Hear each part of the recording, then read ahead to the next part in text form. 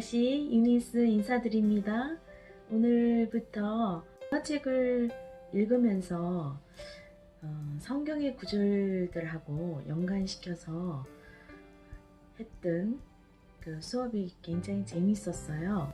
여러분들에게 소개할 이 힐드리드 할머니의 밤은 어쩌면 우리가 지금까지 인생의 여정을 살아오면서 우리의 모습이 아닌가 제가 생각을 해봅니다. 아니, 저의 모습일 수도 있어요. 핵섬 가까이에 있는 높은 언덕에 할머니가 살고 있었어요. 그런데 이 할머니는 아주 밤을 싫어하는 할머니였어요. 오늘 제가 이 책에 예전에 밤을 밝히는 초롱불이 있었죠. 이 작가가 제일 첫 페이지에 초롱을 이렇게 놓았어요. 그런데 초롱이 오픈되어 있죠. 어떤 생각을 여러분 하시나요? 그리고 할머니가 창문을 향해서 기웃거리면서 바라보는 모습이 보여요. 우리가 창문을 연다라는 거, 예전에 제가 책 한 권을 소개한 거 기억나세요? 도전을 위해서는 우리가 문을 열고 나아가야 된다고 그 책에서 얘기를 하죠. Wherever You Go라는 책 기억나시죠? 지금 유혹이 있는 이 책이에요. 이 책에서도 얘기를 하죠. 우리가 어떤 도전을 모험을 위해서는 문을 열고 나가야 된다. 우리가 살아가면서 누구를 만나든지 아니면 어떤 것들을 새로운 것을 경험하고 받아들일 때는 그것이 어떤 것인지를 알고 난 후에 우리는 마음을 오픈하고 그리고 모험을 향해서 나아가게 되죠. 무작정 가는 건 아니잖아요. 힐드리드 할머니의 밤 이 책을 읽으면서 저의 그 모습을 많이 보게 됐고, 무엇보다도 제가 유튜브 시작하면서 유튜브 속에서 제가 했던 행동, 그리고 생각, 또 태도들, 그리고 저의 타임테이블에 대한 책임감, 또 나름대로 계획 세워놓은 것에 대한 흐트러짐, 모든 것들을 인지함에도 불구하고 여전히 still 저는 영상을 찍고 편집을 하고 또 유튜브라는 플랫폼 속에서 제가 이 힐드리드 할머니처럼 헤매고 있는 모습을 발견하게 됐어요. 여러분 어떠세요? 여러분은 유튜브를 하는 다양한 목적과 계획과 또 나름대로의 그 꿈이 있잖아요. 그죠? 그대로 가고 있으신가요? 그런데 새해에는 제가 좀 더 제가 생각했던 유튜브라는 플랫폼 안에서 제가 어떻게 서 있어야 되고 어떤 방향을 가지고 가야 하는지에 대해서 이제는 나름대로 저의 생각을 여러분들한테 소개할 힐드리드 할머니의 밤은 어쩌면 우리의 모습이 아닐까 그런 생각을 해요. 여러분 제 영상을 보러 오시는 구독자들 중에는 넌 크리스찬도 있고 크리스찬도 있으실 거예요. 그래서 제가 영어 동화 속에서의 그 지혜로움 속에 성경이 생각났다라는 거, 그래서 여러분들하고 나누고 싶었거든요.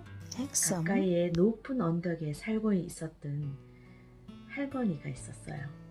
힐드리드 할머니라고. 근데 이 할머니는 밤을 참 싫어했던 할머니예요.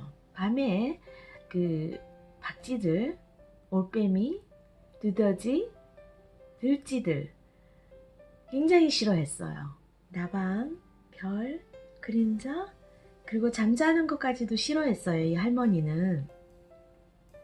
그리고 밤에 빛나는 달빛도 싫어했답니다. 왜 그랬을까요? 할머니가 밤을 싫어했기 때문이라고 해요. 우리는 어둠에 대한 두려움이 있죠. 그리고 밤이 되면 저는 예전에 그랬던 것 같아요. 어릴 때 기억인데 밤이 되면요 정원에 있는 또 주변에 현관 밖으로 있는 주변의 신발이나 장난감이나 이런 것들을 제가 집 안으로 다 가지고 왔어요. 뭐냐 하면 제가 밤을 무서워했기 때문에 걔네들도 무섭다라고 생각을 한 거예요.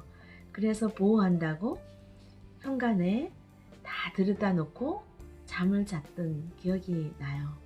힐드리드 할머니는 밤을 돌돌 말아 보기도 하고 자루에 꾹꾹 눌러 넣기도 하고요.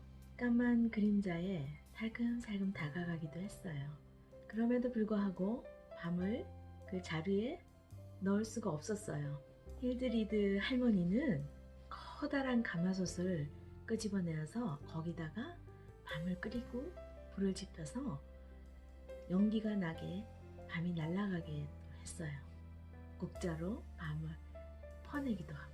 그러나 여전히 still 밤은 그곳에 여전히 있었지요. 또 힐드리드 할머니는 밤을 칭칭 묶었어요. 그 꾸러미를 가지고 시장에 가서 내다 팔면 누군가가 그 밤을 사갈 거라고 생각했지만 그러나 밤을 묶을 수는 없었답니다. 또 힐드리드 할머니는 밤을 찰칵찰칵 잘라서 양털처럼 날려보내려고 했지만 하늘에서 떨어지는 것은 구름 조각 뿐이었어요.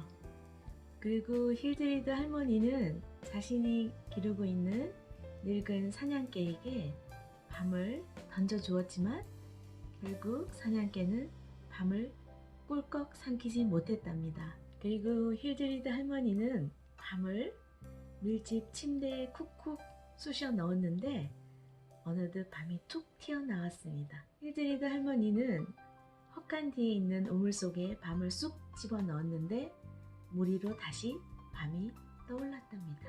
할머니는 촛불을 켜고 노래를 불러 밤을 떠나보내려고 했어요. 그런데 그 밤은 밖에서 콩콩 뛰어다녔답니다. 힐드리드 할머니는 밤에게 자장가도 불러주었고요. 그리고 우유도 한 사발 주었답니다. 하늘 향해서 주먹질도 하고 연기를 피어올렸답니다. 밤을 쾅쾅 때리고 밤을 짓밟고 꾹꾹 파묻으려고 무덤도 팠답니다. 할머니는 언덕 위에 올라가서 밤을 향해서 택 하고 침을 뱉었답니다. 오 노노. 그러나 밤은 눈 하나 깜짝하지 않았습니다. 이제 더 이상 밤에게 신경 쓰지 않을 거야 하고 콧방귀를 끼고 밤에게 등을 돌렸어요. 드디어.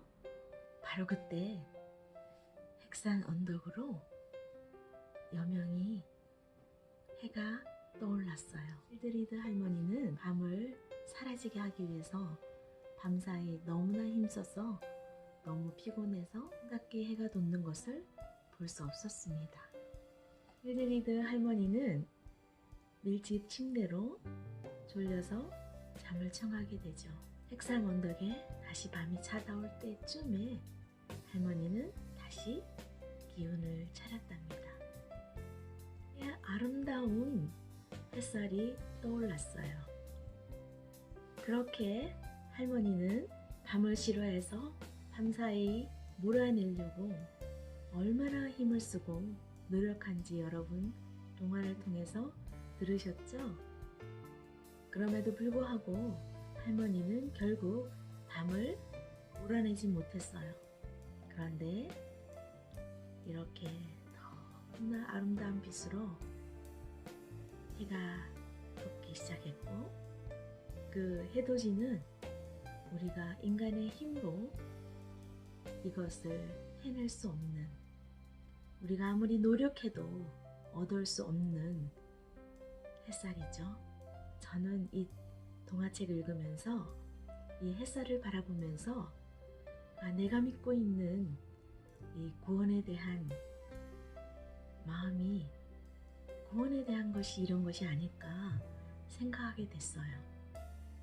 구원은 우리가 값을 치르고 지불하고 얻은 것이 아니라 주님께서 십자가에 돌아가심으로 인해서 우리의 죄값을 치름으로 인해서 우리는 공짜로 구원을 얻게 된 거죠. 그래서 이 구원은 무료이기 때문에 그것이 얼마나 위대하고 얼마나 우리에게 소중한 일인지 우리는 실감할 수가 없죠. 저는 이 동화책을 읽으면서 주님께 너무나 감사하게 되었어요. 어쩜 이렇게 혼자 뭔가를 하려고 애쓰고 세상을 향한 제 시선이 있었는데, 아, 그렇구나. 이 구원이라는 것처럼 공짜로 얻어지는 그 은혜의 순간들에 대해서 마음속에 소중한 가치로 두어야겠구나, 그런 생각을 하게 됐어요. 이 동화책 한 권을 통해서 저는 그동안 그 구원에 대한 그 값없이 주어지는 것에 대해서 제가 실감하게 되었어요. 저절로 하나님께서 이 땅을 만드신 그 자연의 섭리대로 밤이 지나면 새벽 여명이 오고 해가 돋고 또 아침 햇살 속에 우리가 살아가고, 이렇게 우리가 굳이 힘쓰지 않아도 자연스럽게 얻어지는 이 감격, 이것이 저는 구원이 아닐까 생각해 봅니다. 우리가 애쓰고 힘쓰는 것들 한번 돌아보고 생각해 볼 필요가 있다고 생각해요.